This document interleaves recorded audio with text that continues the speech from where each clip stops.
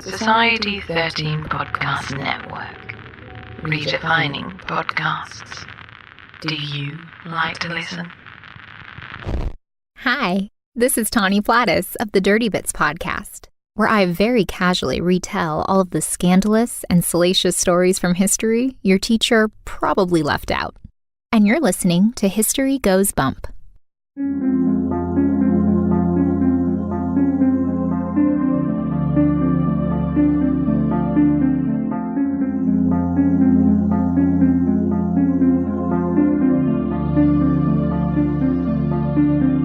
History tells the story of the world and of our lives. Sometimes that history goes bump in the night.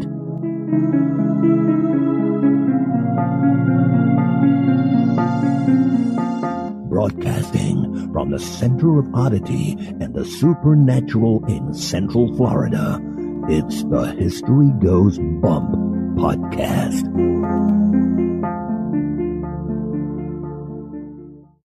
Hello, you spooktacular people. Welcome to this 218th episode of the History Goes Bump podcast. Ghost tours for the theater of the mind. I am your host, Diane. And this is Denise. On today's episode, we have a special guest joining us, Tim Shaw. He is a writer, a medium, a paranormal investigator, and we did not know, but he was a docent at the location that we are bringing you today, and that is Old Fort Niagara up in New York. You're really going to enjoy this interview with Tim. He is so much fun. One little drawback, though, is I had tried a new setup because I got this new little splitter that I thought would work better than what we were already using. And as they say, if it isn't broke, don't fix it. Well, I broke it. So if it wasn't broke, it is now.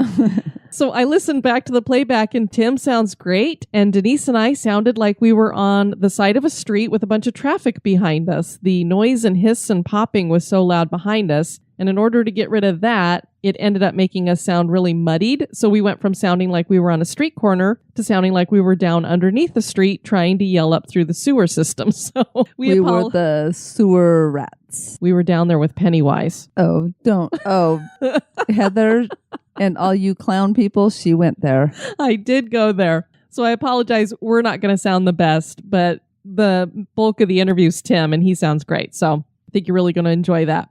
Want to thank Tawny from the Dirty Bits podcast for her little intro there. We want to welcome to the spooktacular crew, Catherine. Hey, Catherine. Sam. Hi, Sam. Anthony. Hey, Anthony. Gary. Hi, Gary. Martha. Hi, Martha. Joey. Hey, Joey. Meredith. Hey, Meredith. Stephen with a PH. Hello, Stephen with a PH. Ariel. Hi, Ariel. Nicole. Hi, Nicole. Domian. Hey, Domian. Jay. Hey, Jay. Jessica. Hi, Jessica. Linda. Hey, Linda. Anna with one N. Hello, Anna with one N. Megan. Hi, Megan. Rebecca. Hey, Rebecca. Bruce. Hey, Bruce. Dana and James. Hello, Dana and James. I guess they come as a package like you and I. Very cool. Rachel. Hello, Rachel. Cheryl. Hi, Cheryl. Richard. Hey, Richard. Annie. Hi, Annie. Keno. Hey, Keno. Deborah Lee. Hi, Deborah Lee. Barb. Hello, Barb. And Orange Tabby. So we have an orange cat that came in to hang out with us. So I don't know how Orange Tabby feels about black cats, but we have a lot of black cats in the spooktacular crew, or at least owners of black cats in there. So. Yes, but welcome anyway, Orange Tabby. It's good to have you. And now, this moment in Oddity.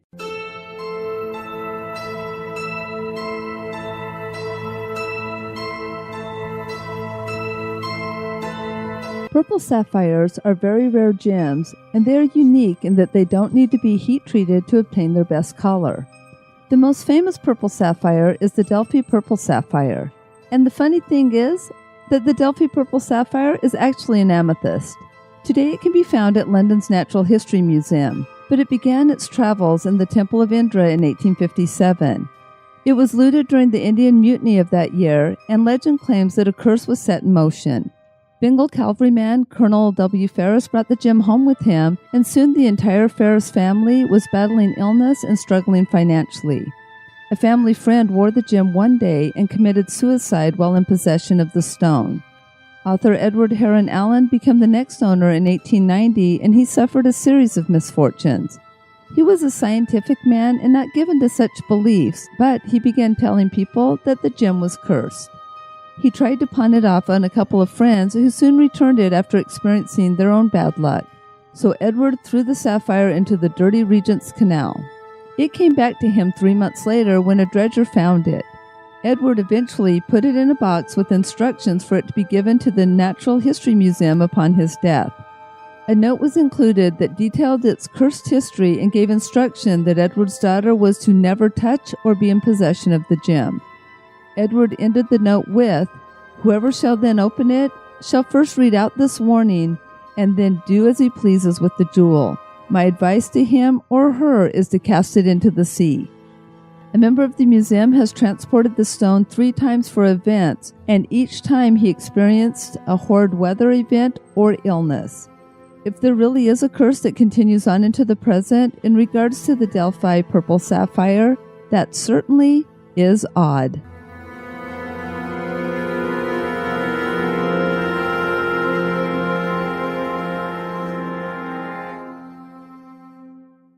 This history podcast is haunted. And now, this month in history.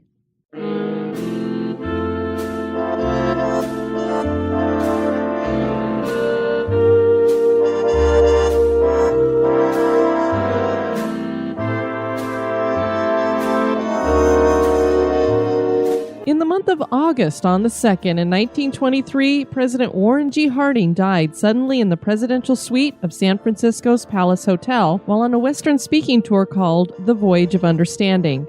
His wife had been reading him the Saturday Evening Post as he recovered from a week-long illness that many felt was food poisoning. He had been experiencing cramps, fever, indigestion, and shortness of breath. The stress of the tour was thought to have made matters worse.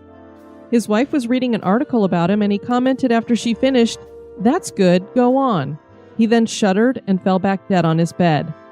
The Teapot Dome political scandal had tainted his administration, and many rumors began after his sudden death, calling into question if he had really just dropped dead from illness. The Vice President, Calvin Coolidge, was sworn into office at 2:43 a.m. Eastern Time at his home in Plymouth, Vermont.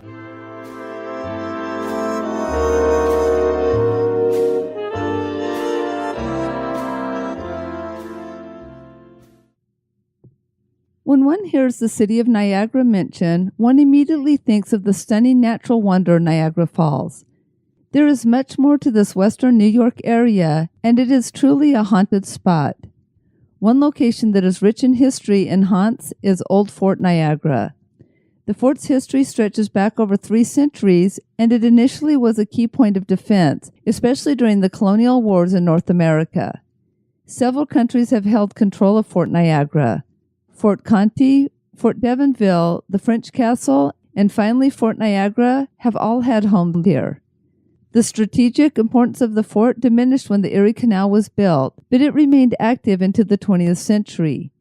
Today, it has been restored and is operated by the Old Fort Niagara Association, Incorporated, a not-for-profit organization in cooperation with the New York State Office of Parks, Recreation, and Historic Preservation. Tours are offered, and it is a living museum. Former docent from the fort and author, podcaster, and investigator Tim Shaw joins us to discuss the history and hauntings of Old Fort Niagara.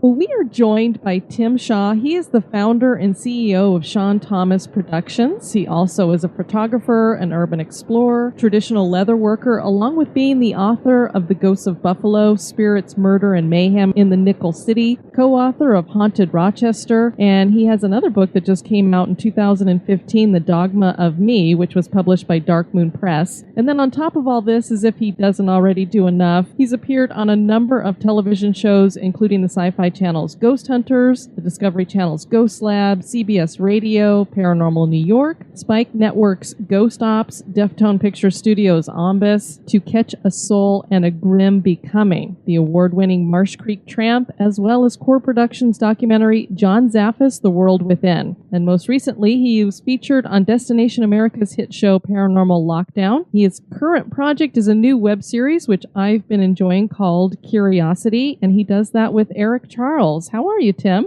Oh, I am fantastic. Listen, ladies, I just want to tell you that it is a immense honor to be interviewed by you guys. I am like a fan guy.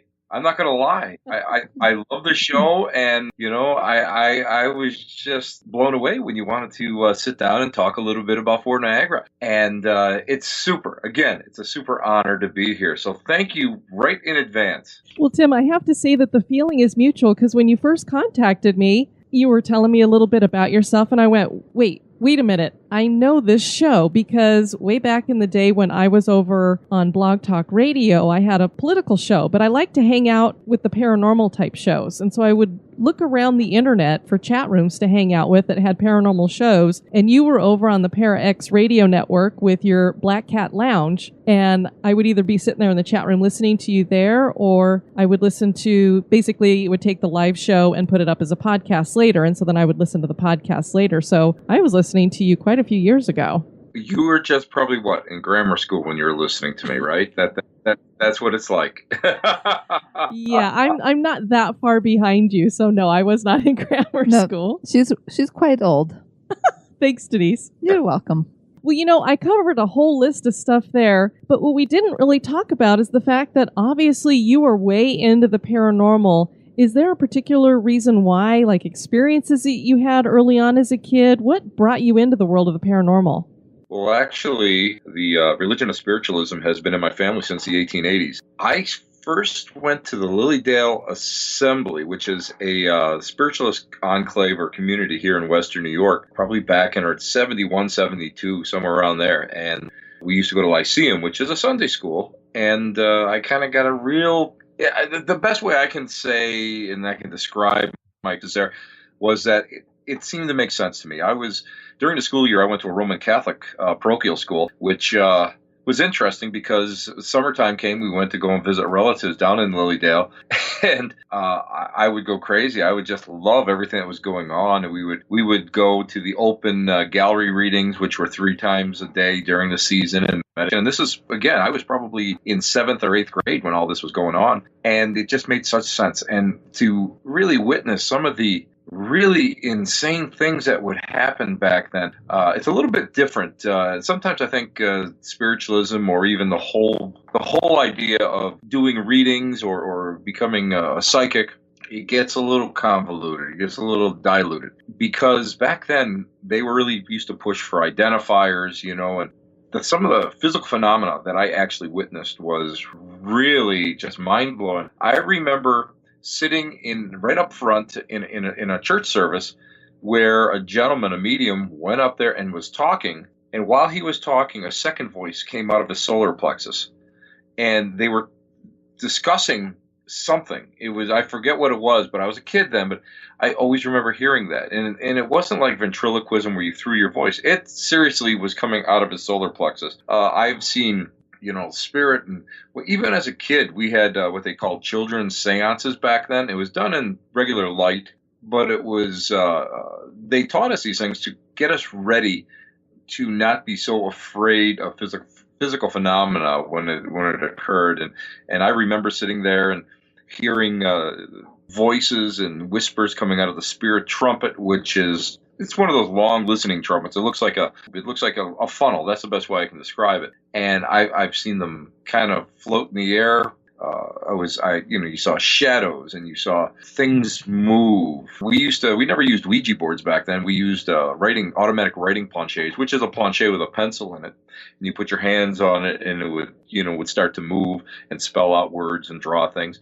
Or we used a polished surface like a table with a shot glass or a wine glass on it for yes or no answers. So, I mean, as a kid, I think it was really, the best way I can describe it is Scooby-Doo on acid, because everything was just so amazing to me. And then, of course, as years went on, I got to see some of the biggest frauds up there too. So it kind of tempered me. Now I'm still a devotee, except now I'm just not a spiritualist. I'm wandering within Wiccan circles and Santeria circles, and some of my friends in voodoo. And I just came back from an event down in New Orleans, and I got a chance to really touch base with some really hardcore people down there. So everything about this whole field, still to this day, at the tender age of 60, where I am right now, it still amazes me, and I still feel like that little kid that ran around Lilydale and caused havoc on my bicycle. In the spiritualism, because of the golden age of fraud, everybody knows about Marjorie the medium and how Houdini used to go and try to go and disprove a lot of what was going on. Because of that, a lot of people shied away from it. And a lot of the organized religions, the spiritualist religions, began to shy away from any tools of mediumship. I teach mediumship up here and in Western New York, and there are more and more people that are actually starting to bring back the whole art of seance, which kind of went by the wayside, I would say probably about 15 to 20 years ago. Personally, I've never done a seance that has been in total darkness, and I don't believe in it. And I always tell people that if you ever go to a place where they're going to do a seance and it's in total darkness, walk out, because there may be trickery. We have what's called red light seances. I won't say it's IR light. It's more of a subdued red light, something like that we used to use in the old black and white photography studios. And we're able to go, and they say it does not hurt the spirit or production of ectoplasm, whereas sometimes what we're finding now with using IR light, sometimes it bothers the manifestation. It kind of retards the manifestation of ectoplasm. So they're working with multi-spectrum lights now, which is pretty cool. But we use red lights, we use green lights, blue lights, anything to illuminate the room so that when you open your eyes, you can see everyone, you can see their hands, you can see where they're sitting, you can see if there's any like wires or anything that can be, used to manipulate any of the tools, bells, or whatever you're using, just to make sure that it's all up and up. Because my philosophy has always been that you want the truth of the matter. That isn't that what we're doing this for? We're all truth seekers, and there's no room for anybody that has any kind of sideshow carny work, because I mean that just derails the whole idea and the whole system. It makes everybody look bad. It really truly does, and it gives cannon fodder to the skeptics. And that I personally, I'm one of these people that I would rather sit there and not have anything happen than to go and pretend or manipulate something in order for two people to just go, oh my God, wow. So now, what kind of psychic are you? Do you actually see the spirits, hear them, or a little bit of both? I'm more clairvoyant than anything else. When I first developed as a kid, I was one of those crazy people that, like, right from a child, I could always see aura around living and non-living things. And as I progressed and as I took classes, I took a lot of classes. I'm one of those people that are pretty anal about it. I believe that people really should study and have a mentor. And one of my greatest mentors is a woman by the name of Sharon Klingler from Ohio. And I took several courses through her, and pretty intensive courses. And as I progressed, I started to lose being able to see things objectively, which means through your eyes. And I thought for all intents and purposes, I thought I broke myself. I thought I snapped something in my brain that I could no longer see it. And she sat me down one day and she explained to me, she goes, well, you were always trained as a gallery reader. You were always trained as someone who did message work within the framework of the spiritualist religious service, weren't you? And I said, yeah. I said, I never really did one-on-one type of readings up to that point. I always served the pulpit. And she goes, well, it's the way you've developed now. It's quicker. You can feel the essence. You can go and get the picture in your brain, and you can feel that essence of what's going on. And that's how you get it out quicker. Because normally we usually work, when we work the podium, we're usually asked to bring spirit or bring messages to 3 to 4 people within a 15-minute time period. So you've got to be able to get as much information out there as you possibly can with the least amount of work.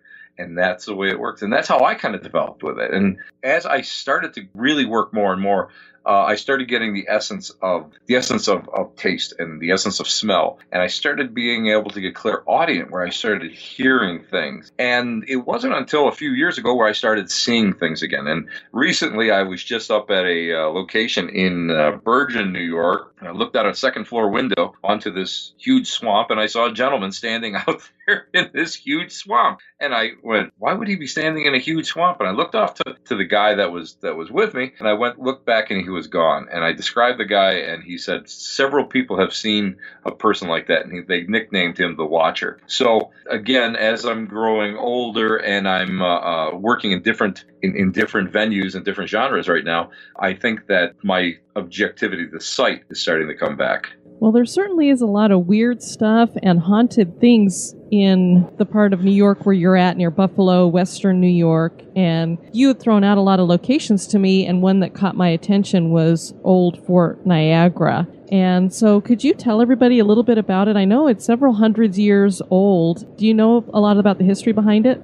Well, I was a volunteer up there. I was a docent and a volunteer up there for about a decade off and on. And it is one of those unique overlays that historically is so important. It started off as a temporary hunting and fishing camp, probably 3,000 to 5,000 years ago during the Hopewell culture. And there's actually still burial mounds that are found in the area. And there's one up at a place in Lewiston, New York, where they did a partial excavation and they found pipestone from Minnesota, and they found this black chert from the Adirondacks, and they found teeth from the great white shark from the Gulf. And that's how all these trade routes are. And that's how important this was, because of the fact that this little area is located at the mouth of the Niagara River and Lake Ontario. And it was a portage site where people would go, Native Americans would actually go, and they would portage up because it would go around the rapids. And then actually you could go and bypass Niagara Falls and go up and go across over to the Grand Island and then continue your way on. So it was a very, very important site. And when they have done archaeological surveys up there, they have found stone tools. Then later on, when the French were exploring, La Salle went and used that as a base of supplies, and he actually built one of the very first European-style vessels that actually was able to go and explore the Great Lakes. So that was a one of the base of supplies, and again, it would follow the old portage route and go around Niagara Falls. And there's a lot of people that have died up there. I believe that was probably the first 50 people that died up there in that stockade during the first winter. And later on, it became a very, very, they call it Fortress Thundergate because of the fact that it controlled the portage routes going inward so that you would have all the exploration, and you would have this huge battle for the trade of Native American peoples in the interlands. And if you started up in that area and followed the different routes, you could actually go as far as Pittsburgh and beyond through the Delaware water gaps. So it was very important. And the French knew how important it was, and they struck a deal with the Seneca, one of the tribes of the Iroquois Confederacy, and they built a trade house. And they call it the castle, but it's actually a trade house, and it was all built of thick stone, and all the shutters would open up from the inside, and there was an arsenal, and there was a well in there, and it had its own bakehouse. So it was pretty much a self-contained unit, and they started to build a small fort around it, which was just amazing. And it became a bone of contention during the English expansion and during the French and Indian War. And actually, it was bombarded by the English. It was surrendered. The English took it over. And then later on, with the American Revolution, it became a point of salvation as General Washington sent General Sullivan Clinton northward to destroy the entire breadbasket of Iroquois as these Native Americans had gone and sided with the British.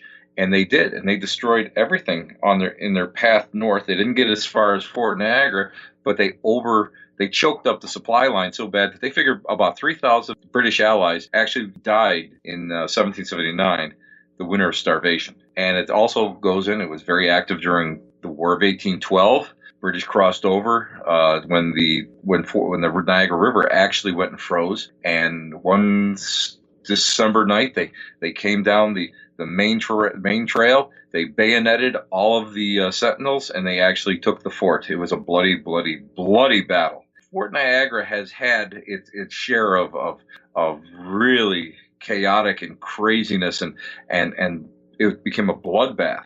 Later on, it was demilitarized. It was briefly used during the American Civil War. And then later on, it became a training camp for U.S. Army officers. actually held German prisoners of war, German prisoners that were taken during the Battle of the Bulge in World War II that were used as farm labor. It was decommissioned in 1963. So it's one of the oldest. It has the oldest building on the Great Lakes, which is the castle. It has some of the oldest history here in the Great Lakes, but it also has so much other, so many other things going for it. And it's what you see today is only a portion of what it actually was during its heyday, during its glory days. Do they offer tours up there to and have areas of it? I know a lot of forts will have certain rooms that are set up like they were at a certain time period. Do they do that there? Absolutely.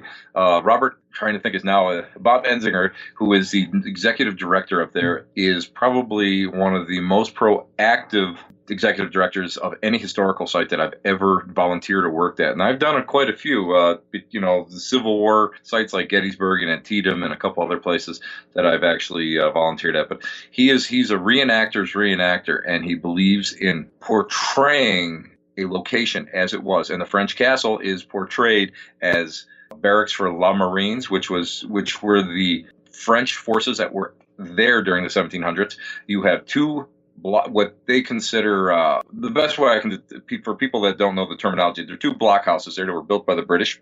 They're portrayed as during that time, during the Revolutionary War. The other one is during the War of 1812. And they also have an underground, these casemates that were built during the American Civil War to protect the Sally Port. So you can actually go in there and get a good taste to look like what it was like. And they have a very active volunteer corps that go up there, and they're always cooking and they're always working and doing different trades. I myself, I'm a cord joiner. My father was a leather worker, and I took up ancient leather working, from, the colonial days. That's the way I used to work, and that's what I used to portray up there. So people can go up there and really get a good taste of what it was, how it felt back in the day. As a matter of fact, the biggest events that they have up there are the French and Indian War days and the soldiers of the American Revolution. So it's really something that if people ever get a chance to go up there, please do it, because it's beautiful. And what's really impressive is in the visitor center during the War of 1812, the flag was captured, and the American flag. These American flags are not small. These American flags are huge. They were done so you could see them from far off. And it ended up in Scotland in Lady Strange's castle, of all places. I love that name. And it was purchased and brought back and conserved here. And it's on display. It's breathtaking if you ever get a chance to see it. I just love that you were one of those people that would show how it was done back in the day. Because I know when we go to historical locations where they have, the blacksmith doing the traditional thing or glass blowing, I love watching that. So it would have been fun to watch you doing the leather stuff.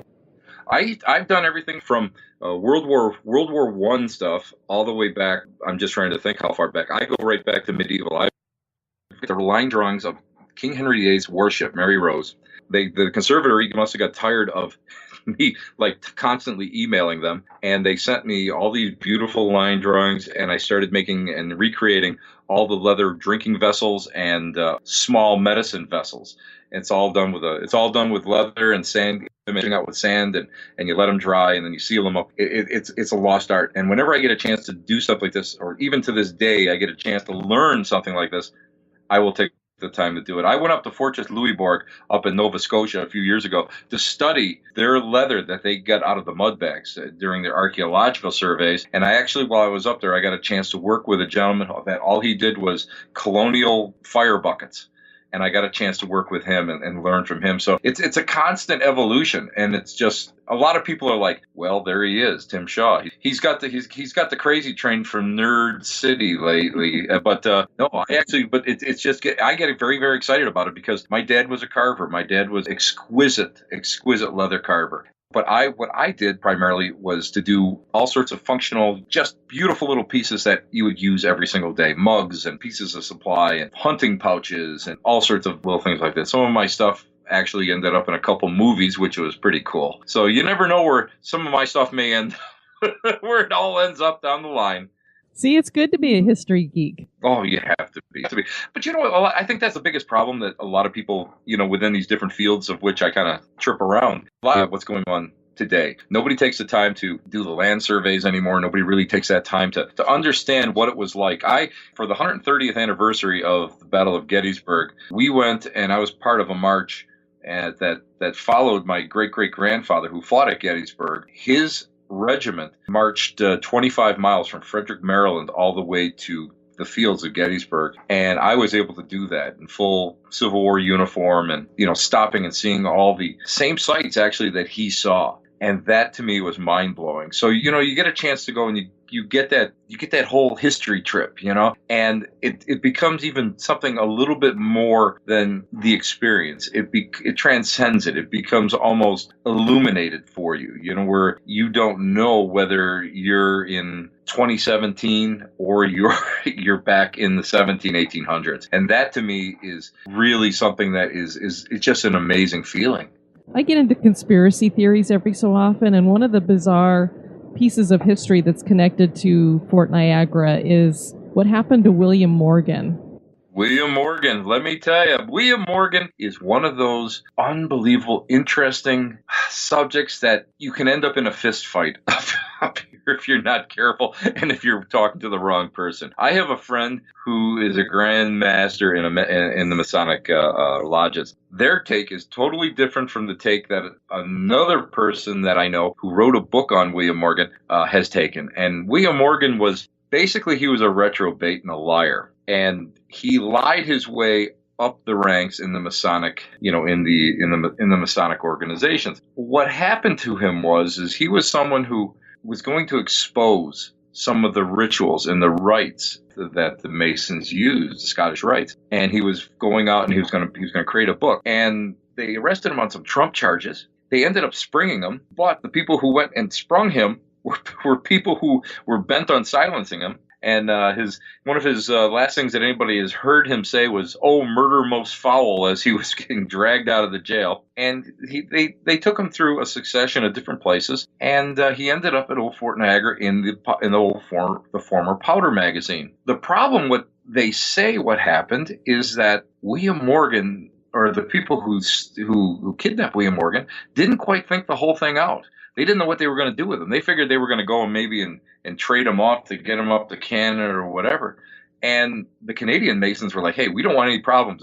This is your show. We don't want to get involved with this." Do know that he was up in the Powder magazine for a certain amount of time, and then he disappeared. The theory is that he was rowed out into the middle of Lake Ontario with the weights and dumped into the lake. Now, we do know that they say his body washed up and it was identified by his wife, and he was buried at the Harvester Cemetery in Batavia. And then later on, they wanted to double check, and they dug him up, and it wasn't him. His height was wrong. I believe his eye color was wrong. Several things just didn't mesh. He just disappeared. The Masons do believe that he was spirited up into Canada, where he was silenced up there, and his wife went up to, be with him, and they lived happily ever after. But we do know that his wife actually became one of the wives of Joseph Smith, the leader of the Church of the Latter-day Saints. So what happened to him, it stays a mystery. And William Morgan is really one of those characters that either you really believed in what he was doing, or you believe that he was really just someone out there trying to scam his way through life. And that's kind of the way that I'm kind of lean. I know I'm going to get some hate mail from other Masons, but that's sort of the way that I do lean. But he was a very, very interesting character up there. Very interesting. Thank you for sharing that, because I wasn't sure if you would know anything about that, and that's always something that's intrigued me, is the story behind what happened to him. Obviously, we'll never know. We're going to go actually in our little...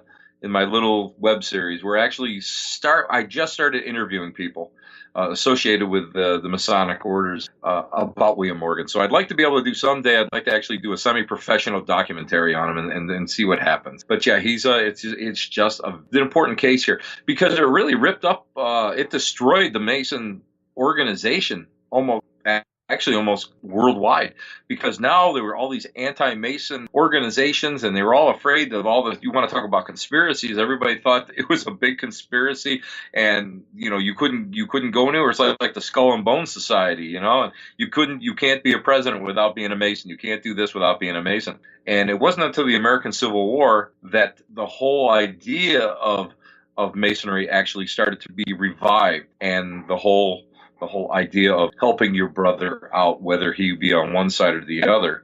Well, I believe in October they set up something called the Haunted Fortress, haunted Yes. attraction there. So obviously they embrace something about being haunted. And according to your experiences, you've had some haunting experiences there, and there's some activity going on there. So will you share a little bit about that?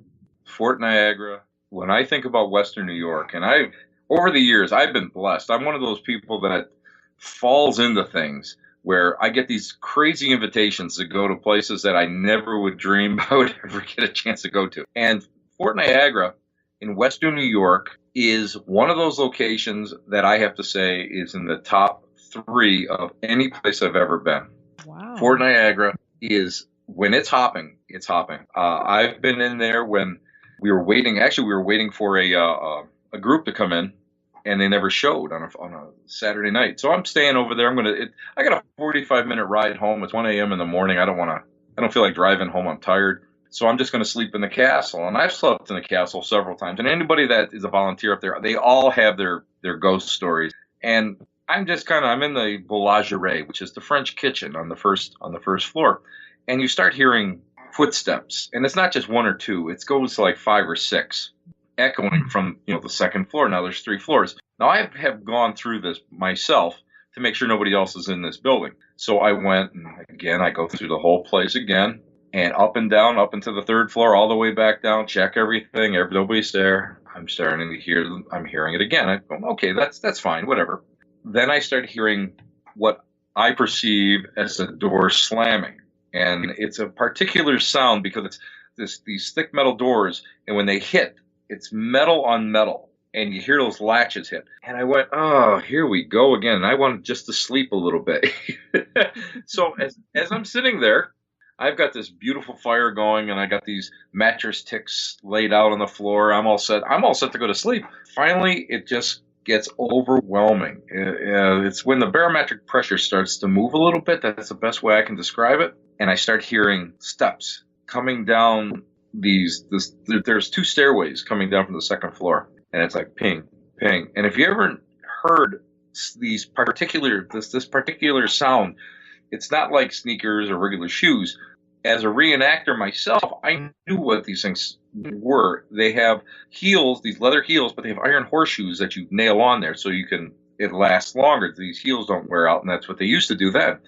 I started hearing it click, click, click, click. Well, by that time, I said, "Feet don't fail me now," and I was gone.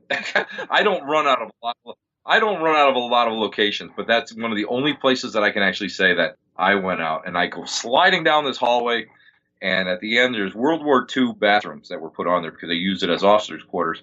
And in the ladies' bathroom, that's the only way that you can get out is the alarm.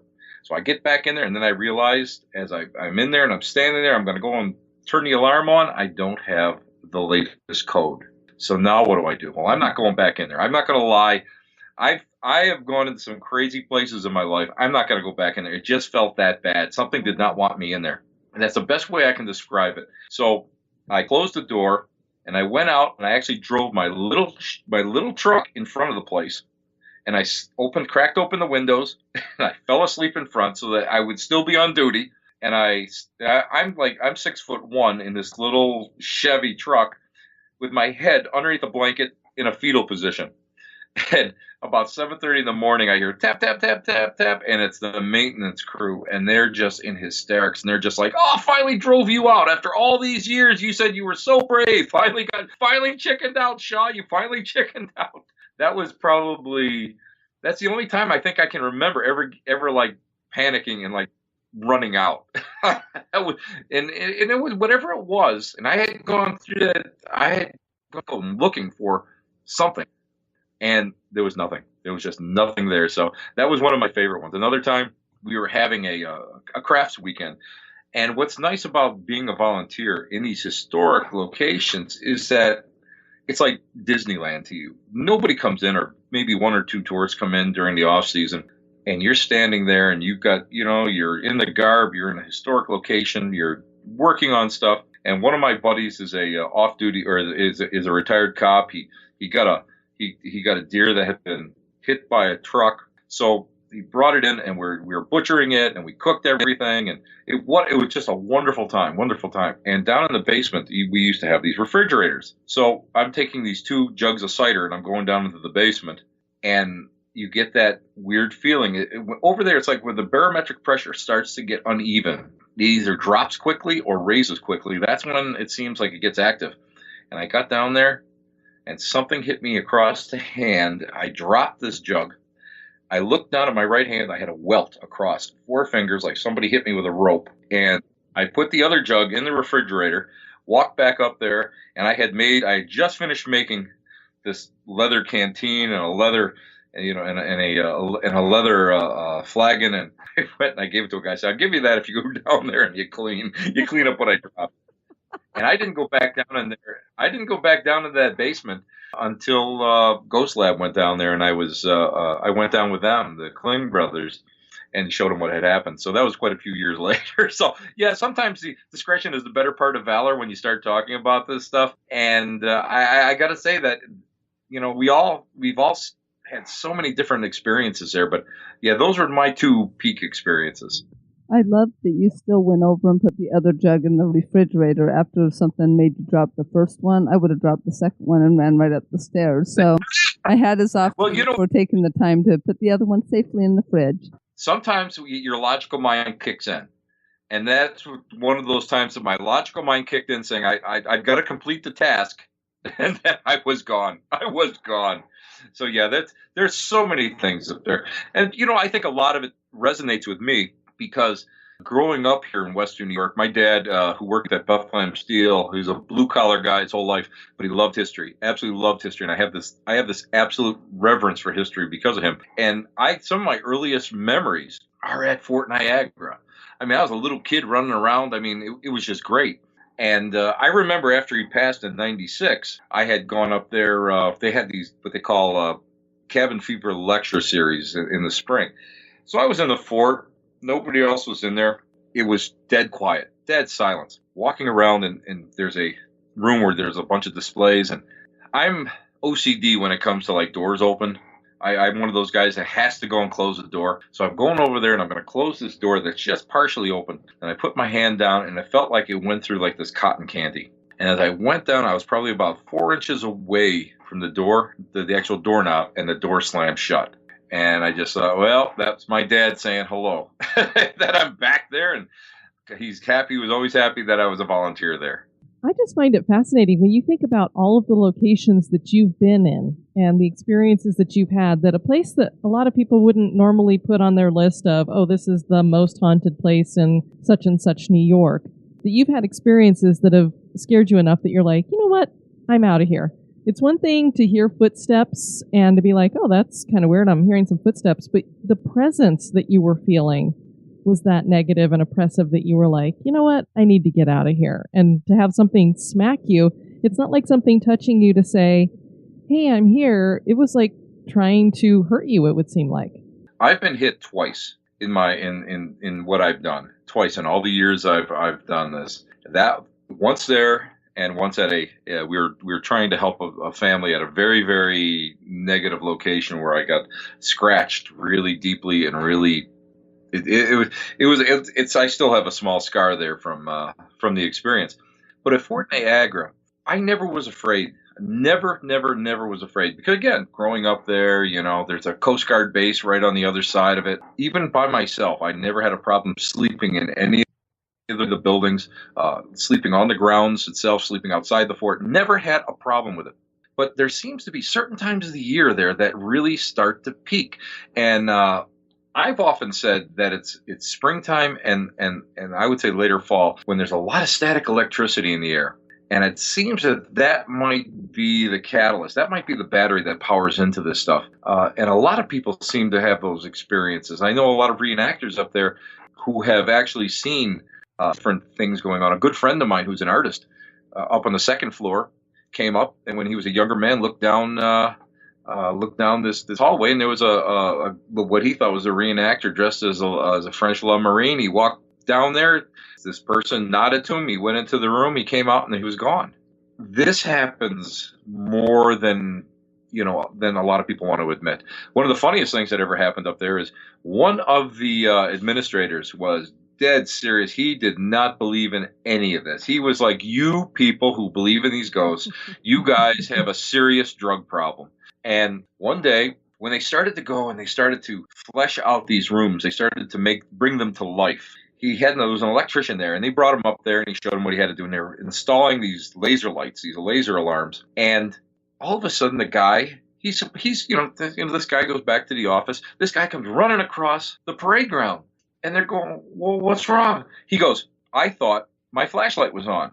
And I went down and I looked, and there was like something white floating there by my stomach, and then it zipped down out of the room and down the hallway. He goes, I got out of there. So the guy went up there, and he says, well, I'm going to stay with you. Listen, you got to finish this job. And the guy didn't really want to go back up there. He says, I'm going to go back up there with you.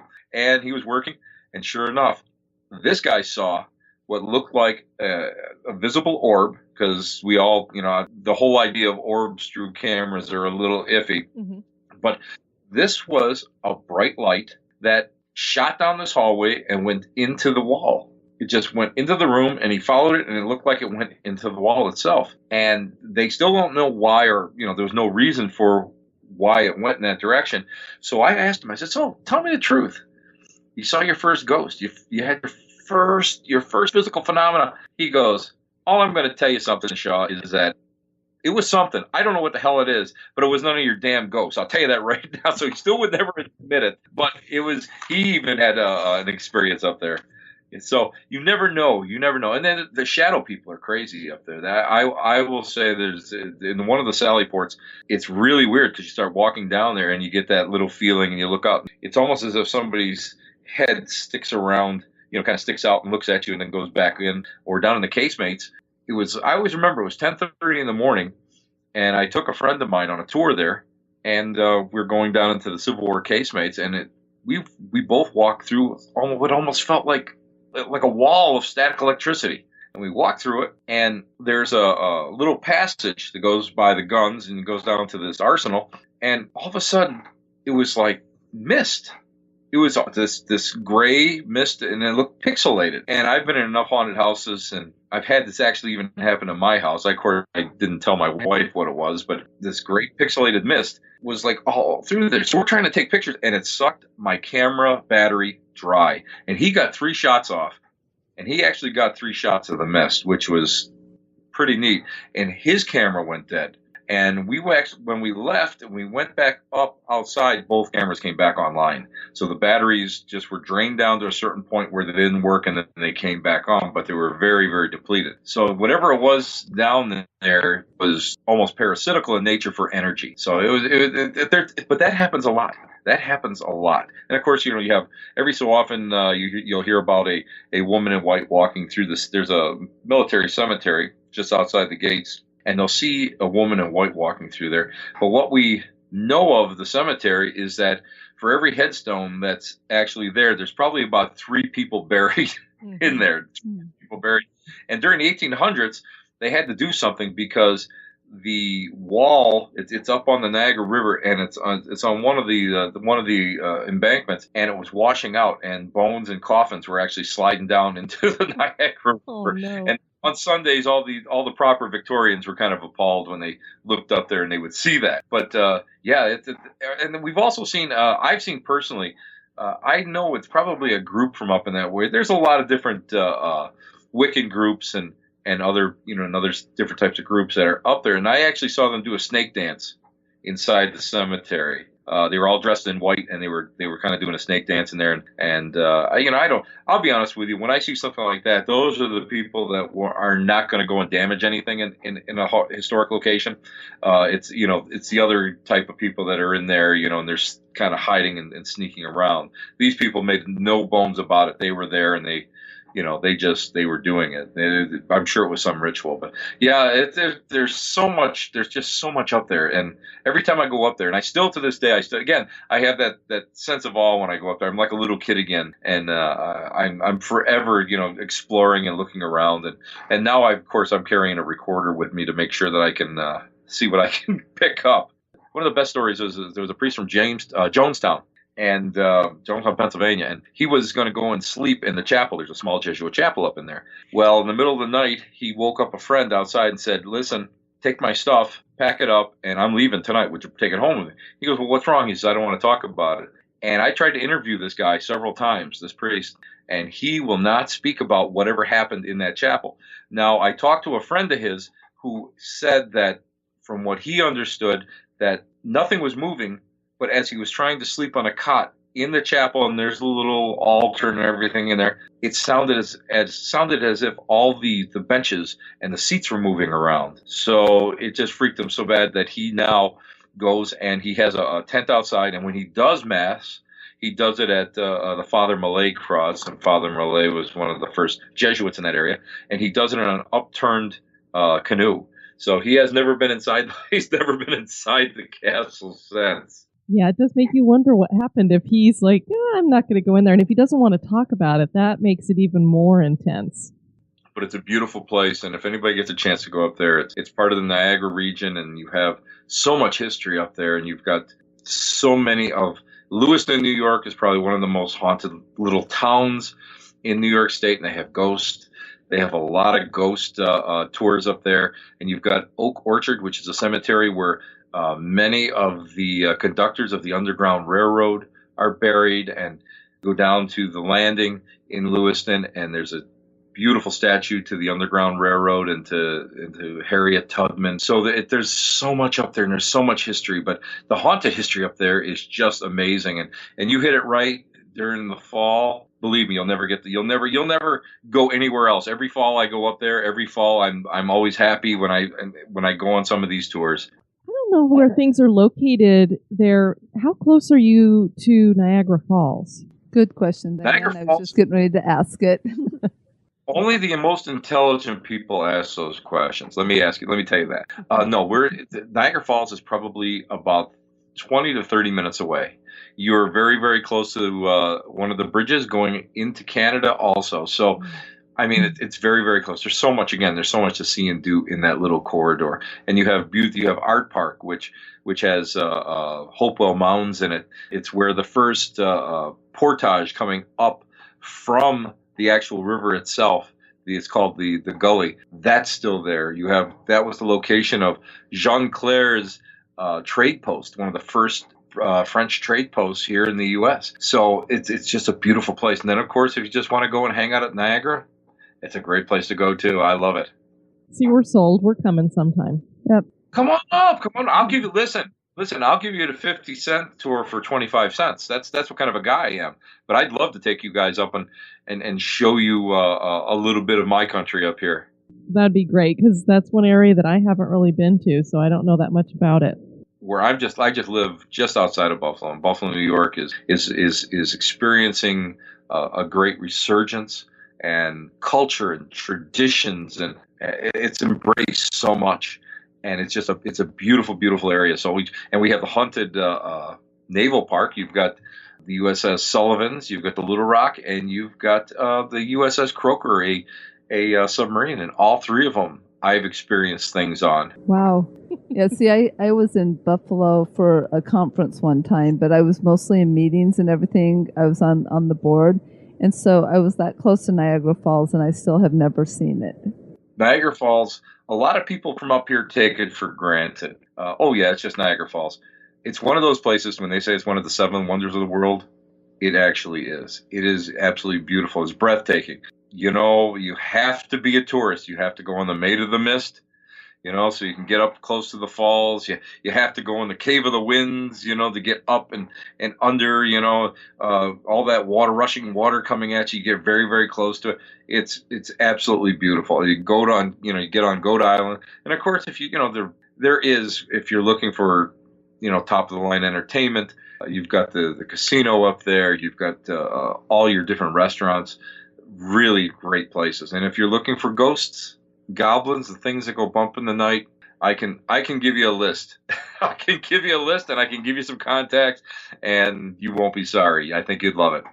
Well, Tim, we are definitely going to have you back. Thank you for sharing all of this. It's been absolutely amazing. Where can people find out more about your web series Curiosity and more about where they can follow you on Twitter and Facebook and all that good stuff? The best way to get a hold of me or follow us is on a little website that we call www.SeanThomasProductions, and Sean is spelled SEAN, and it's a .com. And on there, you'll see some of our latest adventures. Eric, Charles, and I take we take turns hosting the show and wandering around. We're always looking for curious things. We also have a podcast that we just started recently called Curiosity Radio, and you can find it on there. You can find us on iTunes or wherever, and we're on the Slackjaw Punks Radio Network. And my books can be found on Amazon right now, or you can just hang out and write to me lounge1.com and just say hi, and I'd be thrilled. Usually it takes me 2 weeks to get back to you because I have a man brain. Sometimes things don't equate, but I'll get back to you, I promise. Well, now I have a new podcast to add to my listen list. That sounds great. I love it. And again, you ladies, I'm going to tell you what, top notch. You guys have a great show. I love the whole concept of what you do. I love the fact that you guys actually get out there in the field and really take some of these trips. Your New Orleans, I'm going to tell you right now, your New Orleans podcast was phenomenal, was just phenomenal. I wish I had heard it before I had recently gone down there for a gig. And just please keep up the great work, because I am just like, and again, I'm just so honored that you guys asked me to be on the show. This is sort of like back in the day when you were a comic, and then Johnny Carson used to like invite you on the couch to talk to him. That's what this is like. That's how great this is. So you're telling us we need to get a couch? Listen, I'm a guy. I sleep on a couch all the time. That's the way it works. Oh, okay. Well, you know what's funny? Denise is always saying how she's my straight man, the Ed McMahon. So, well, that's because your dad told me that's what I was when we first started the podcast. So, no, you girls have equal shares in the duties. You both have great questions, and you guys really enjoy what you're doing. And that's what I think. That's the number one thing that I always look for.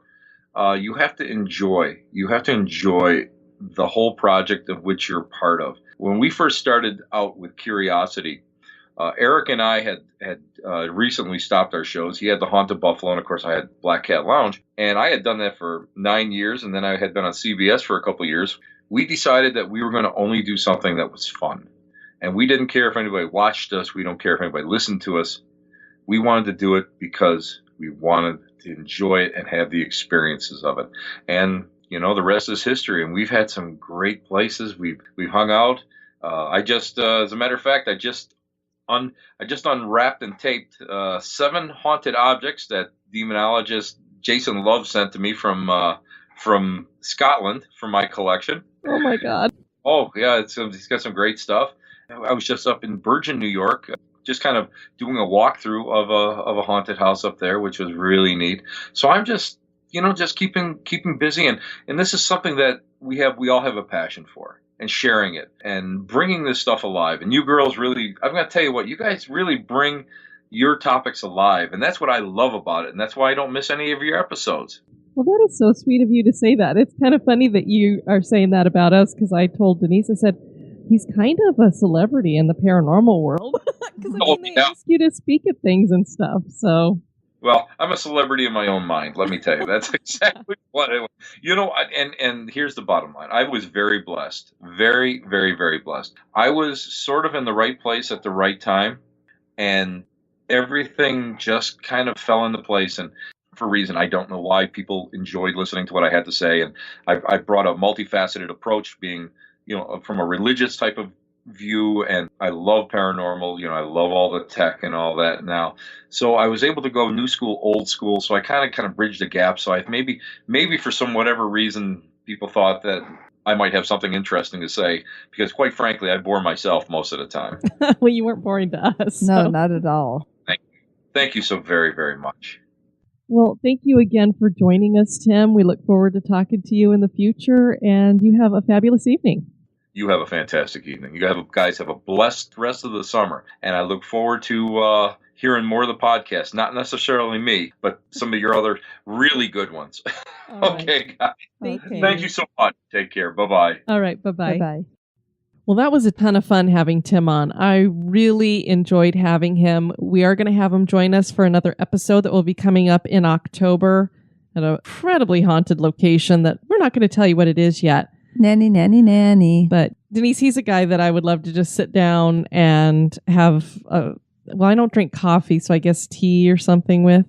He's one of those people you say he'd be great to have a beer with, but we don't drink, so. Yeah, so I like that. It's like, I'd love to have a spot of tea with him. I guess she has been like channeling our friends from across the pond. He was talking about cider, so I wouldn't mind sitting down and having some cider. Except for cider according to like London type cider, because then isn't it beer? Not hard cider. Oh, okay. I was about to say. But yeah, I would love to meet him, and he's offered to be a tour guide for us if we get up there, and New York is on my radar for sure. So while we were talking to Tim, he mentioned the French explorer La Salle, and there was this little skirmish there that he didn't really get into the specifics on, but there is a legend that has a little bit of a connection to Fort Niagara that I wanted to talk a little bit about. Denise, I guess it's another one of my little rabbit holes that I like to go down. Okay, it appears that the listeners are enjoying your rabbit holes, so we're going to start calling you White Rabbit or something, and then down the hole we go. Hello? Hello? Yes, I'm down here in the rabbit hole, and I've brought you with me. An interesting legend is connected to Fort Niagara and its role in putting down a Native American rebellion led by the Seneca. The fort became a staging area for one final effort by the British to stop the rebellion, and it worked. The tribes were required to sign peace treaties, but the Seneca had a harsher punishment and were forced to give up a 1-mile-wide strip of land on the east side of the Niagara River. The reason for them being given that harsher sentence or having to give over the land was for something that has been dubbed the Massacre at Devil's Hole. Devil's Hole is a huge cavern near the Niagara Gorge that was originally nearly 3/4 of a mile in length. The native tribes in the area used it as a hiding place, and legend claims that they killed anyone who came near it, leading to people claiming that it is home to evil spirits.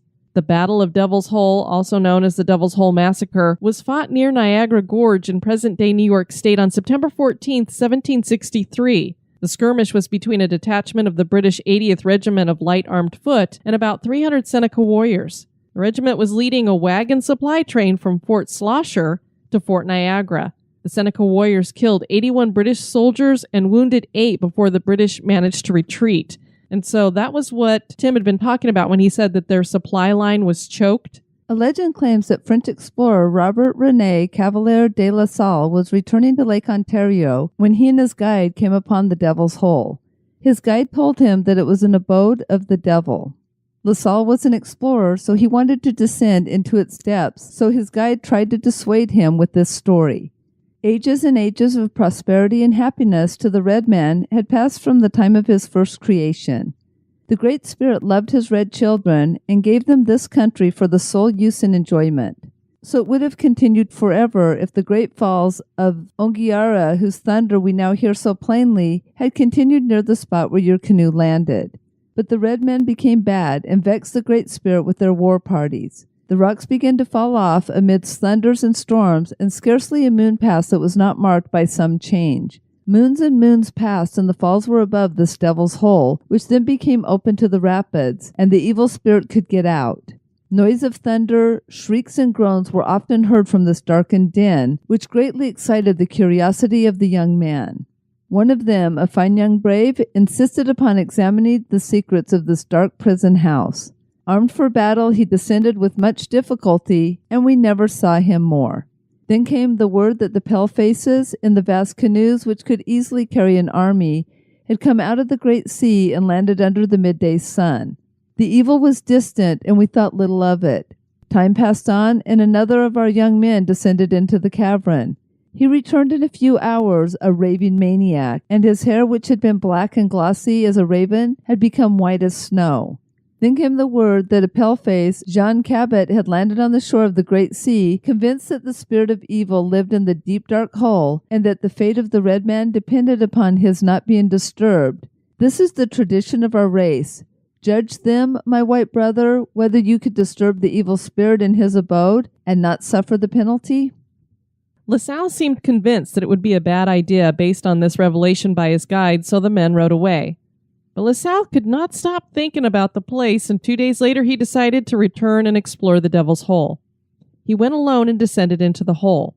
He heard disembodied whispers, and he pressed deeper into the cavern.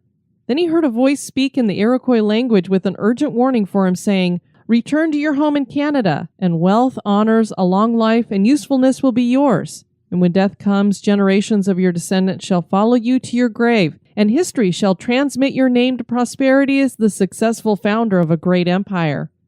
Proceed to the west, and although gleams of hope may at times shine in your path, ingratitude and disappointment will be sure to meet and follow you until a treacherous murder shall end your days remote from human habitation, without the shelter of even a wigwam of a friendly red man.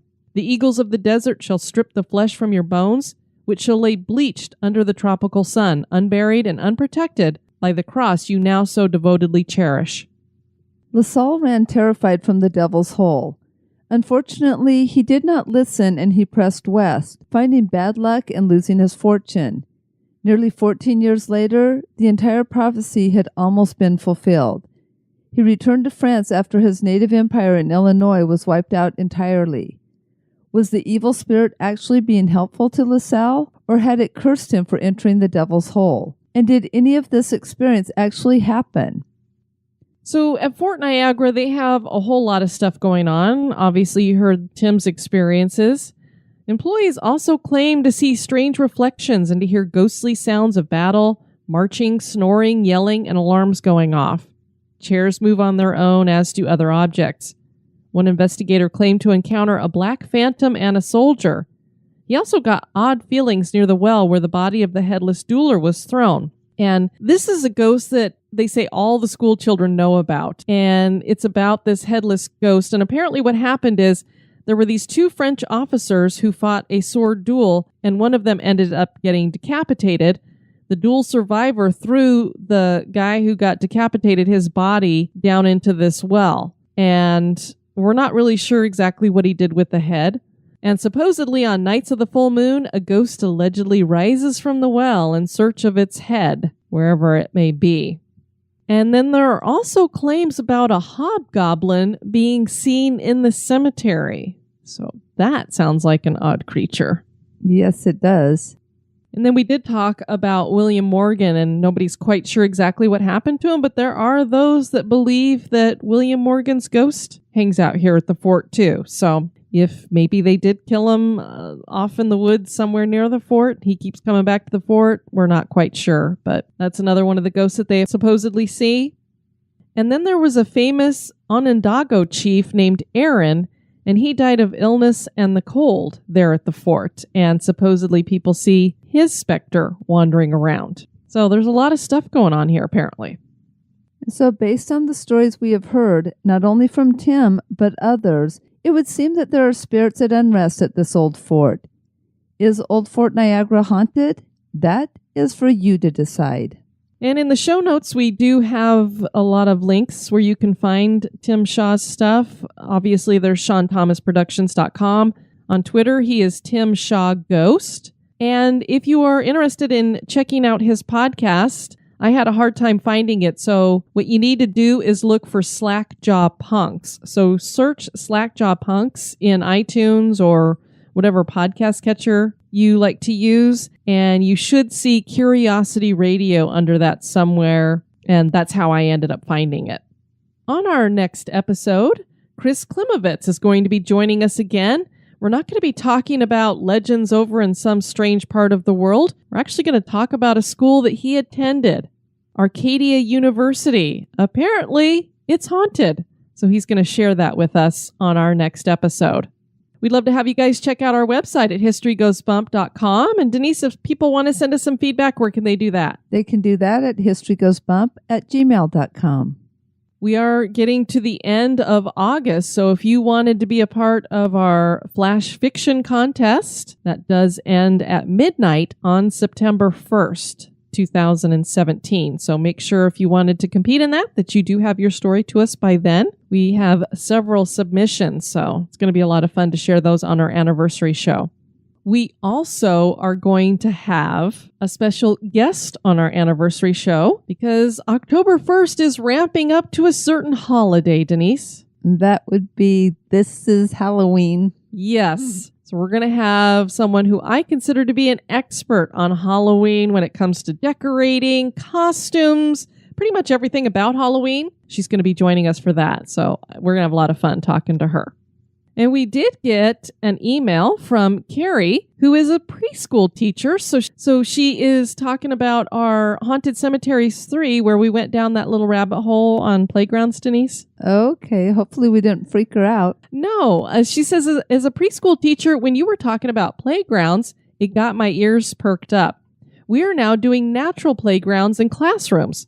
The philosophy is to teach the children about learning in different ways and how to appropriate nature. I'm lucky where I live since I live in creepy Northern California, 5 hours north of San Francisco, and I have lots of nature to use. And she shared with us several pictures showing us these natural playgrounds. And basically it looks like they're using tree limbs that they've kind of cleaned up and they have stacked on top of posts and things so that it's like kids can climb. Basically, Denise, you used to love climbing trees. Well, this is a safe way to climb a tree, it looks like, because it's basically on the ground. Well, what's the fun in that, Diane? Yeah, in fact, I was just talking about that when we were at Avatar or Pandora Land of Avatar over at Disney's Animal Kingdom. There was just like this thing that went up into the floating islands. And I'm like, oh, I would have so wanted to climb that if I was a little knobby child. Then she has this other natural classroom, and it looks like it's got a little house, cubbyhole kind of thing, and some things to climb on. You know what I'll do is grab these pictures, and I'll put them in the notes for Haunted Cemeteries 3 so you guys can see them. There's a boat here that looks like kids are playing in the dirt, maybe planting some stuff, little gardens and things. So lots of fun. And it looks like she even has where she's brought nature physically into the classroom, too. Now see, all that's super, super cool. Yeah. I just tree on the ground. I have to kind of play with that one a little bit. I just love the idea of this because I loved nature. Well, I still do. I love nature. And as a kid, I loved nature and hiking. And so if teachers would have brought rocks and trees and things into the classroom, would have been a big difference for me. Yes. So thanks for sharing that with us, Carrie. We also have a couple of reviews to share from Apple Podcasts. The first one is from Jade Panther. So addictive, 5 stars. This podcast is fun, informative, well-researched, and has amazing stories. 3 parts history, 1 part paranormal, 1 part belief, and 1 part skepticism, iced with friendly banter and a sprinkle of quirkiness. I adore the moments in Oddity history as well. I feel like I can count these ladies as honorary family members. I'm even sharing episodes with my 9-year-old. Keep up the good work, ladies. If you want it NPR style or more formal, look elsewhere. If you're picky about sound quality, just skip a few episodes. Well, thank you, Jade Panther, for that. And then Dan Lefebvre, transform your commute into a ghost tour, 5 stars. If you're like me and listen to podcasts primarily while driving, History Goes Bump is a great podcast to help transform your trip from the mundane to the supernatural. Diane and Denise offer up the fascinating haunted tales of places all over. Keep up the great work. And Dan is the host of Based on a True Story. And for those of you who are executive producers, you got to hear an interview that we did with Dan. It was one of our bonus episodes that we put up last week. So thanks so much, Dan, for giving us a review. We appreciate that. We want to thank you guys for listening to this episode. I have been your host, Diane. And this has been Denise. You take care now. Bye-bye. This episode was brought to you by our executive producers. We'd like to welcome new executive producers, Barb Niles-Barrett and Lindsay Lee Sutton. Thanks. Have a spooky experience that occurred at an historic location? Want to give us feedback or have a suggestion for the show? Share it with us at historygoesbump@gmail.com.